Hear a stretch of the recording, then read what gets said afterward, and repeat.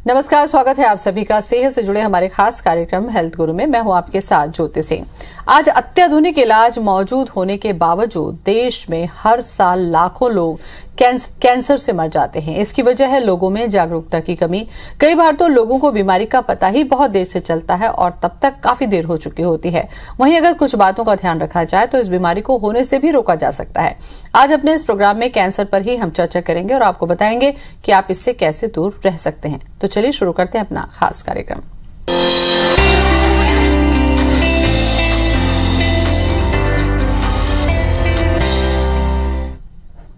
और इस विषय पर चर्चा करने के लिए हमारे साथ जुड़ रहे हैं मशहूर कैंसर रोग विशेषज्ञ doctor Ajay Hadia. Doctor Ajay, show में बहुत बहुत स्वागत है आपका। नमस्कार जी। डॉक्टर अजय, अगर बीमारियों के लिहाज से देखा जाए तो दिल की बीमारी के बाद दूसरे नंबर पर शायद कैंसर ही आता है, जिसमें बहुत ज्यादा लोग पीड़ित हो रहे हैं, चाहे फिर वो किसी भी तरह का कैंसर क्यों न हो। क्या इसके पीछे सबसे पहले कारण आप देखते हैं कि कैंसर की बीमारी इतनी तेजी से बढ़ रही है? बिल्कुल, आपने सही कहा कि हृदय रोग के बाद में सेकंड नंबर पर कैंसर रोग जो डे बाय डे फैलता जा रहा है। और इसका जो प्रमुख कारण हम देख रहे हैं कि हमारी जो लाइफस्टाइल है, लाइफस्टाइल के परिवर्तन होने से और इसके साथ में हम जो अस्वस्थ जो खान पान हो रहा है, हमारा जो खाना होता है, हमारा भोजन होता है, उसमें पेस्टिसाइड्स का इस्तेमाल किया जा रहा है और यह पेस्टिसाइड ही एक कैंसर पैदा कर रहा है और बहुत सारी बीमारियां पैदा कर रहा है। और इसीलिए हम देखते हैं कि डे बाय डे कैंसर बढ़ता जा रहा है। बिल्कुल, चूंकि आप कैंसर रोग विशेषज्ञ हैं डॉक्टर अजय, भारत में अगर देखा जाए या मध्य प्रदेश छत्तीसगढ़ की हम बात करें, कौन सा ऐसा कैंसर है जिसकी तकलीफ लेकर मरीज आपके पास ज्यादा संख्या में पहुंचते हैं? देखिए, इस समय सबसे ज़्यादा के जो कैंसर के रोगी हमारे पास आ रहे हैं वो आ रहे हैं माउथ कैंसर के, बगल म्यूकोसा के, टंग कैंसर के। उसका जो प्रमुख कारण है कि जो लोग टोबैको का, तंबाकू का जो लोग सेवन कर रहे हैं, स्मोकिंग कर रहे हैं, उन्हें बहुत ज़्यादा मात्रा के अंदर माउथ कैंसर हो रहा है। और माउथ कैंसर के पेशेंट बहुत ज़्यादा की संख्या में आ रहे हैं। यूँ तो हमारे पास सभी प्रकार के कैंसर के मरीज आ रहे हैं, परंतु स्पेशली माउथ कैंसर के बहुत ज़्यादा मरीज हैं। जी, चूंकि काफ़ी गंभीर बीमारी है डॉक्टर अजय, अगर शरीर में किसी भी हिस्से पर कैंसर अपना अटैक करता है तो क्या अलग अलग अंगों के हिसाब से लक्षण आते हैं या कोई ऐसे कॉमन लक्षण जिसको समझा जाए कि गंभीर बीमारी की तरफ इशारा करता है? देखिए, जब कैंसर होता है तो कैंसर हमें पता बहुत लेट लगता है। जब कैंसर हमारे शरीर के अंदर 6 महीने पहले या 1 साल पहले शरीर में आ चुका होता है और धीरे धीरे कोई एक सिम्टम्स हमारे शरीर के अंदर उत्पन्न होता है, या भूख नहीं लग रही है, या कहेंगे कहीं एक थोड़ा सा एक अल्सर फॉर्म हो गया है, एक ट्यूमर बन गया है, या कहीं से हमें इंटरनल ब्लीडिंग हो रही है, हम जब इसकी जांच करवाते हैं तो पता लगता है कि ये कैंसर रोग के अंदर ही आ गया है। और कैंसर जब हमें पता लगता है तो उसका स्टेज सेकंड स्टेज होता है, थर्ड स्टेज होता है, और कई बार तो कैंसर 4th स्टेज में पता लगता है, मेटास्टेटिक स्टेज में पता लगता है। तो उस समय हमारे ऑन्कोलॉजिस्ट बोलते हैं कि कैंसर का ना तो कीमो दे सकते हैं, ना सर्जरी की जा सकती है। तो कैंसर हमें सेकंड स्टेज या आगे थर्ड स्टेज के अंदर हमें पता लग पाता है। जैसा कि आपने भी कहा डॉक्टर साहब कि स्टेज जो होता है वो बहुत मैटर करता है। सवाल सबसे बड़ा यही है कि कितने भी आप जागरूक हो जाइए, अगर सही स्टेज में नहीं पता चलता तो इलाज में दिक्कतें होती हैं। क्या ऐसा कारण आप देखते हैं कि ये फर्स्ट स्टेज में अपने आप को शो नहीं करता है, चाहे किसी भी अंग में हो? देखिए, कैंसर जो एक धीमी गति से होने वाली एक बीमारी है, जो एक राक्षस की तरह हमारे शरीर में प्रवेश करती है और कुछ समय तक वो पड़ी रहती है साइलेंट मोड के अंदर, और धीरे धीरे कोई ट्यूमर के रूप में या अल्सर के रूप में जब हमें पता लगता है, और कई बार तो हमारे जो पेशेंट्स होते हैं उस चीज़ को इग्नोर कर देते हैं कि सब छोटा सा अल्सर हुआ है, छाला हुआ है, ये थोड़े दिनों में ठीक हो जाएगा। परंतु वो जब उग्र रूप लेना, एग्रेसिव रूप ले लेता है, तब जाके उसकी हम जांच कराते हैं और वो कैंसर अपने स्टेज के अंदर आगे बढ़ चुका होता है। इलाज पर चर्चा कर ले डॉक्टर साहब, क्योंकि इलाज को लेकर भी बहुत सारी इसमें भ्रांतियां हैं कि क्या इलाज छोटे शहरों में नहीं हो सकता है या बड़े हॉस्पिटल्स में ही कैंसर का इलाज हो सकता है, या फिर कैंसर के स्पेशल जो हॉस्पिटल हैं वही इलाज हो सकता है। इलाज को लेकर भी मरीज कई बार भटकते रहते हैं और इसकी वजह से भी काफ़ी देर होती है। जी बिल्कुल, आपने सही बात कही है कि जब कैंसर जब डायग्नोस्ट होता है तो कैंसर का डायग्नोसिस ही बड़े बड़े सेंटर्स में, बड़े बड़े हॉस्पिटल्स में होता है। और जब इसका पता लगता है तो डॉक्टर यही बोलते हैं कि भाई इसकी हमें अब सर्जरी करना चाहिए। पहले बायोप्सी करते हैं और बायोप्सी करने के बाद जब हमें पता लगता है कि ये कंफर्म हो जाता है कि ये कैंसर है, तो इसके बाद में फिर इसकी ये 3 प्रकार का इसमें ट्रीटमेंट होता है। एक सर्जरी की जाती है, दूसरा कीमोथेरेपी दी जाती है और तीसरा रेडिएशन किया जाता है। और कई बार तो ऐसा होता है कि मरीज़ को 90% केसेस के अंदर सर्जरी, कीमो, रेडिएशन तीनों ही प्रकार का ट्रीटमेंट दिया जाता है। और ये जो ट्रीटमेंट होता है, ये ट्रीटमेंट ही बहुत पेनफुल होता है और मरीज़ को इसमें तकलीफ़ मिलती है। उसकी जो बीमारी होती है उससे वो कम परेशान होता है वो उसके इलाज से, क्योंकि ये पूरा इलाज ही हरेसमेंट करता है उसके शरीर को और उसको कई तकलीफ़ें होती हैं। कीमोथेरेपी के बहुत ज़्यादा साइड इफ़ेक्ट होते हैं और पेशेंट को ज़्यादा तकलीफ़ होना स्टार्ट हो जाती है। डॉक्टर साहब, जैसा कि आपने बताया कि कैंसर शरीर के कई हिस्सों में होता है और अलग अलग हिस्सों में, कुछ हिस्सों में ऐसा होता है कि जहां पर सर्जरी संभव ना हो, ऐसे समय में कीमो ही एक उपाय रह जाता है। तो कीमो की वजह से जो साइड इफ़ेक्ट होता है, क्या उससे बचाव नहीं किया जा सकता है? क्या उसकी तकलीफ को कम नहीं किया जा सकता है? नहीं, आपने एक प्रश्न किया है कि जब कैंसर डायग्नोस होता है और जब उसकी सर्जरी पॉसिबल नहीं होती है तो डॉक्टर बोलते हैं कि अब हमें इसकी कीमोथेरेपी देना चाहिए। और कीमोथेरेपी एक जो ट्रीटमेंट होता है, ये हाई केमिकल्स जो होते हैं उसको एक इसका डोज दिया जाता है जो जाके कैंसर सेल्स को तो वो मारता ही है, साथ में हमारे अच्छे सेल्स को भी वो डिस्ट्रॉय करता है, उसकी एनर्जी को लॉस करता है। और पेशेंट्स के शरीर के जो सर के बाल होते हैं वो निकल जाते हैं, उसको वॉमिटिंग होती है, कभी कभी तो इंटरनल ब्लीडिंग उसकी चालू हो जाती है। तो पेशेंट को ये कहेंगे कि फ़ायदा होने की जगह उसको और ज़्यादा नुकसान हो चुका होता है। कई मरीज़ हमारे पास ऐसे आते हैं जो कहते हैं कि अपने 12 कीमोथेरेपी की साइकिल ले लिए हैं परंतु हमें कोई फ़ायदा नहीं हुआ है और हमारी बीमारी बढ़ती ही चली गई है। तो हमारा जो ट्रीटमेंट है, हमारा ट्रीटमेंट एक यूनिक ट्रीटमेंट है इलेक्ट्रोपैथी, जिसको द्वारा हम हर स्टेज के कैंसर का इलाज करते हैं। और हमारे पास ऐसे बहुत सारे मरीज आते हैं जो अपना कीमोथेरेपी, रेडिएशन और सर्जरी करा के आते हैं और हमारे ट्रीटमेंट से उन्हें बहुत ज़्यादा फ़ायदा होता है। बिल्कुल। डॉक्टर साहब, आप लोग जो ट्रीटमेंट करते हैं, जो रिसर्च के आधार पर करते हैं, वो किस तरीके से होता है? मुझे लगता है आप विस्तार से इसको बताइए ताकि जो दर्शक हमारा कार्यक्रम देख रहे हैं उनके ज़रिए ये लाभ वो ले सकें। देखिए, हमारा जो इलाज है ये हर्बल बेस्ड, प्लांट बेस्ड हमारी एक मेडिसिन है, इलेक्ट्रो होम्योपैथी।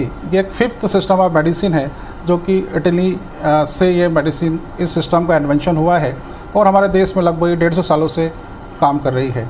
ये जो electro homeopathy system of medicine है, इसके अंदर ऐसे प्लांट्स लिए गए हैं जो हमारे ब्लड लिम्फ को प्यूरिफाई करते हैं। हमारे शरीर में जो डिसीज़ जो होती है उसका कारण ये होता है कि हमारे शरीर में 2 वाइटल फ्लूइड होते हैं, ब्लड एंड लिम्फ। यदि ये नॉर्मल एनर्जी के साथ में यदि सर्कुलेट होते हैं तो हम स्वस्थ होते हैं। इनमें दोनों में से किसी एक में प्रोड्यूस होती है, दोनों में हो जाती है तो हमें डिसीज़ होती है। और यदि दोनों को ही हम बैलेंस कर देंगे तो डिसीज़ हमारी ठीक हो जाएगी। तो हमारी जो मेडिसिन प्लांट बेस्ड मेडिसिन है, एनर्जी बेस्ड मेडिसिन है। हमारी मेडिसिन में एनर्जी है, जो प्लांट्स नेचर से, सनराइज से और पृथ्वी से जो फूड के रूप में न्यूट्रिशंस लेते हैं, उनको हम जो उस प्लांट्स को हम एक्सट्रैक्ट निकाल के फर्मेंटेशन मेथड से उसका एसेंस निकालते हैं और उसकी एनर्जी को हम इतना प्यूरीफाई करते हैं कि उसमें एनर्जी आ जाती है और वो एनर्जी हम जब पेशेंट को देते हैं तो पेशेंट को तुरंत आराम होता है। बिल्कुल।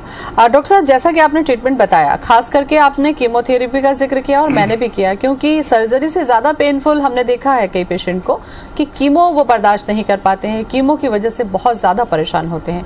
तो ये जो आपका ट्रीटमेंट है वो क्या दूसरी मेडिसिन चलने के साथ साथ चलता है या ये सेपरेट तरीका है आप लोगों का ट्रीटमेंट का?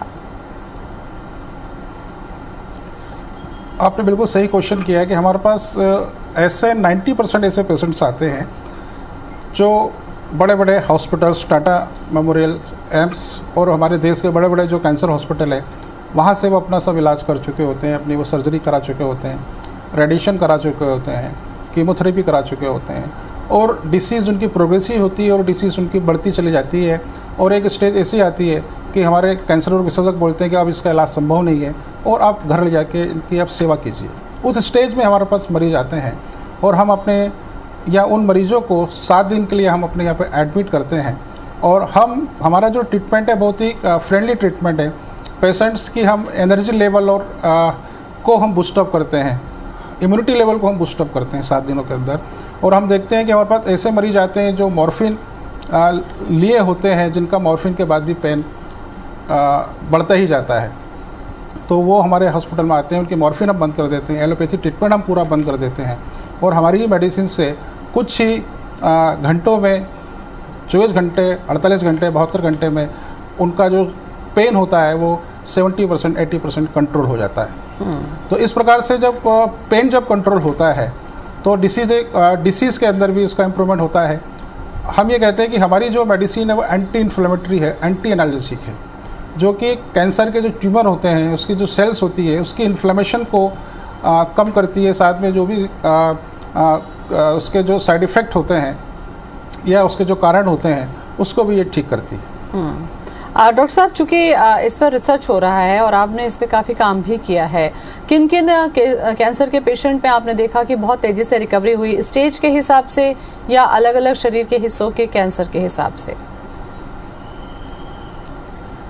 देखिए, हमारे पास जब पेशेंट आते हैं हम बोलते हैं कि यदि हमारा जो पेशेंट यदि हमारे पास अर्ली स्टेज में आता है या ये कहेंगे कि उसने बिना कीमो, बिना रेडिएशन और बिना बायोप्सी के यदि हमारे पास आ जाता है तो पेशेंट की रिकवरी बहुत जल्द होती है, क्योंकि उस पेशेंट का जो एनर्जी लेवल होता है वो उसका बढ़ा हुआ होता है, तो पेशेंट की रिकवरी बहुत अच्छी होती है। अभी जस्ट ही मैं एक बात कहना चाहूँगा। एक पेशेंट मेरे पास आए थे, एक लेडी थी 42 ईयर्स की, उसको नेजोफेरिंक्स था, नेजोफेरिंक्स में ट्यूमर था और उसके कारण से उसकी जो नाक में ब्लॉकेज हो गया था और साथ में उसको ब्रेन के अंदर मेटास्टेटिस हो गया था। पेशेंट लगभग 6 महीने तक अपने माउथ से सांस ले रहा था, उसकी रेडिएशन हुआ, उसकी कीमोथेरेपी हुई और लास्ट में उसको इतना पेन चालू हो गया कि वो मॉर्फिन पे आ गए। वो उनको हमारे बारे में पता लगा और वो हमारे इंदौर आए, यहाँ 7 दिन भर्ती रहे और 7 दिन में हमने देखा कि उनका जो नोज़ में ट्यूमर था वो ठीक हो गया। और अभी उन्होंने 25 दिन के बाद में जब दोबारा से MRI कराई तो पता लगा कि उनका जो ब्रेन के अंदर मेटास्टेटिस था वो उनका ठीक हो गया। मतलब 25 दिनों में मेटास्टेटिस ब्रेन का ठीक हो गया। ये इसकी एक रिपोर्ट है जिसके अंदर ये कहा गया है कि उनका जो मेटास्टेटिक ब्रेन ट्यूमर था वो ग्रेनोमा में चेंज हो गया। तो इतने अच्छे रिजल्ट मिलते हैं कि मेटास्टेटिस कैंसर भी ठीक हो रहा है हमारे यहाँ पर। बिल्कुल। इसके अलावा महिलाओं के जो कैंसर है डॉक्टर साहब, खास करके गर्भाशय है या ब्रेस्ट कैंसर है जिसमें सर्जरी करके शरीर के हिस्से को निकाल दिया जाता है, तो ऐसे समय में क्या शुरुआत में डायग्नोस होने से क्या वो सर्जरी से बच सकते हैं इस ट्रीटमेंट के ज़रिए से? हाँ जी, बिल्कुल। देखिए, हमारा ये मानना है कि कैंसर में सर्जरी से कैंसर को ठीक ही नहीं कर सकते हैं। जितना हम कैंसर को छेड़ते हैं, हम तो कहते हैं कि हम जैसा ही बायोप्सी करते हैं, बायोप्सी करते से ही कैंसर पूरे शरीर के अंदर फैल जाता है और हम सर्जरी करते हैं, सर्जरी करने से कैंसर मेटास्टेटिक रूप में ले लेता है और वो कैंसर फिर आगे जाके मेटास्टेटिस बदल जाता है। हम सर्जरी करने में इसलिए डॉक्टर बोलते हैं कि आपको कीमोथेरेपी लेना अनिवार्य है। ऐसे 90% केसेस के अंदर कीमोथेरेपी का उपयोग किया जाता है। जी डॉक्टर साहब, इसके अलावा ये जो तरीका है सर्जरी का आप लोगों का, इसके बारे में जो लोग आपसे संपर्क करते हैं उनका फीडबैक कैसे रहता है, रिकवरी रेट कैसी रहती है, या उनको जो तकलीफ हो रही है उसमें कितनी तेज़ी से कमी आती है?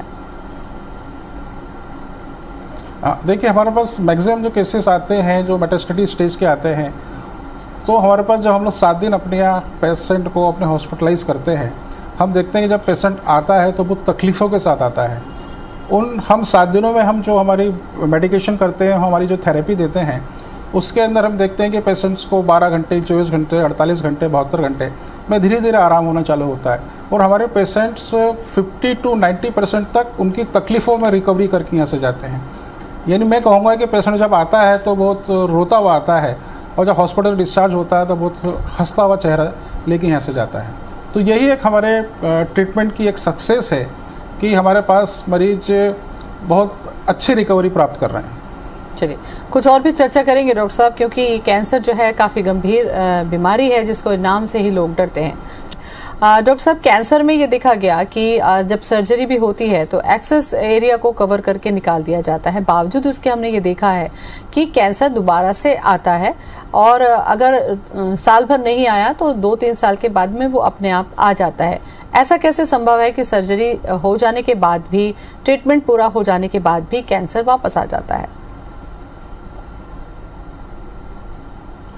इस बारे में कहना चाहूँगा कि कैंसर हमारे शरीर में हो क्यों रहा है।